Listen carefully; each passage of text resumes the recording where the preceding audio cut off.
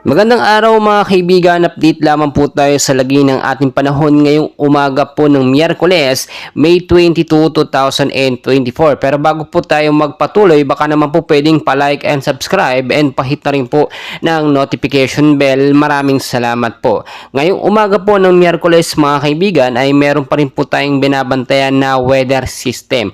Or ito po yung mainit na hangin na nanggagaling po sa karagatang Pasipiko ang posible pong magpaulan sa ilang bahagi po ng Luzon, Visayas at Mindanao. But take note mga kaibigan, as of now, wala pa naman po tayong binabantayang bagyo sa loob at labas ng Philippine Area of Responsibility. And upon checking po sa ating pinaka-live radar, may nabubuo pong mga cloud cluster or kumpol ng kaulapan dito po sa may bandang Silangang Mindanao. So kung makikita po ninyo, ito pong cloud cluster na ito or kumpol ng kaulapan ay posible po or may posibilidad na maging active low pressure area.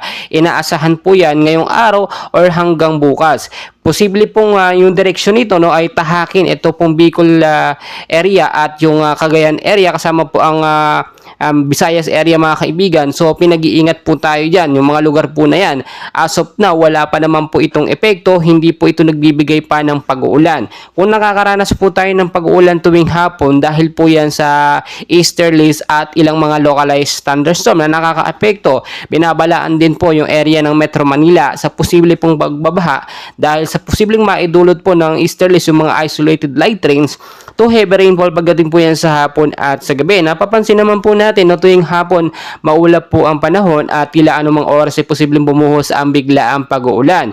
Nakikita natin sa ilang area ng Metro Manila, Bulacan, Quezon City, Caloocan, madalas diyan nagkakaroon ng maulap na panahon, minsan umuulan po ng biglaan at malalakas. So ang heat index naman po natin ngayong araw sa Metro Manila na itala po ang init ay pumapalo na lamang po from 30 to 35 degrees Celsius. Nagme-maintain na lamang po dyan yung hangin po yan. At nakita naman natin, tinatala din po ayon sa pag-asa, posibleng isang bagyo po ang pumasok sa ating bansa bago po matapos ang buwan ng Mayo. Malapit na rin po matapos ang heat season at posible na malapit na rin pumasok ang rainy season mga kaibigan. So pinaghahanda na rin po tayo. Alam ko marami po sa inyo nag-aabang na magkaroon nga po ng pag-uulan. Hintay-hintay na lamang tayo mga kaibigan dahil ilang araw na lang po, ilang buwan na lang simula ngayon ay papasok na ang rainy season.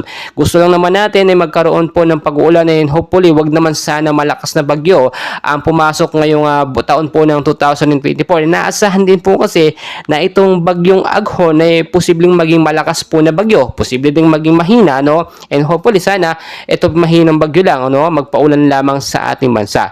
Mga kaibigan, dahil pa natin kaganapan, so patuloy ko kayong i-update and please huwag pong kalimutan mag-like and subscribe.